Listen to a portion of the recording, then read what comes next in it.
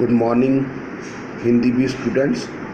अब हम दोबारा से रिवीजन शुरू कर रहे हैं। तो जैसा आपने पहले भी टेस्ट दिया था उसके अंदर जो क्वेश्चन आंसर आए थे, एमसीक्यू आए थे, तो आपने जिस प्रकार भी किए थे, तो इसमें जो क्वेश्चन अब दोबारा से बनेंगे वो आपको पीछे वाला जो सिलेबस है वो रिपीट करना पड़ेगा।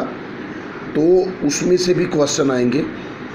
तो आपको करना क्या है कि ये जो प्रथम लेसन है इसके जो आपको क्वेश्चंस दिए गए हैं वो आपने लर्न करने हैं। जिस प्रकार मैं मान लो वहाँ क्वेश्चन लिख रहा हूँ कि भाषा वह साधन है जिसके द्वारा मनुष्य अपने भावों तथा विचारों का आदान प्रदान करता है। तो हम लोग वहाँ लिखेंगे कि ये जिनके द्वारा मनुष्य अपने भावों का आदान प्रदान, विचारों का आदान प्रदान करता है, उसे क्या कहती है। मान लीजिए पहला ऑप्शन आता है भाषा, दूसरा आता है कर्म, तीसरा आता है करण, चौथा आता है कोई और शब्द आ जाता है। तो आपको जो ठीक लग रहा है उसके ऊपर टिक करना है।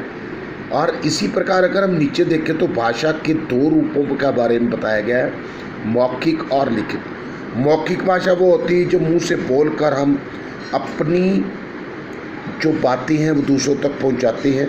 दूसरा होता है लिखित, हम लिखकर, जैसे पुराने समय के अंदर चिट्ठी भेजा करते थे, हम लिखकर अपनी बातें या पढ़कर बातें समझाते हैं, उससे लिखित रूप कहा जाता है। इसी प्रकार जो भाषा है उसके कौशल होते हैं, उसके भाषा में आपको कार्य करना होता है, किस प्रकार से कार्य हो रहा है, उसकी कौशल का मतलब ये होता है उसके भाग होते हैं, किस प्रकार से किसी कार्य को किया जा सकता है। और भाषा का पहला जो कौशल है वो है सुनना, हम किसी की बातों को सुनते हैं।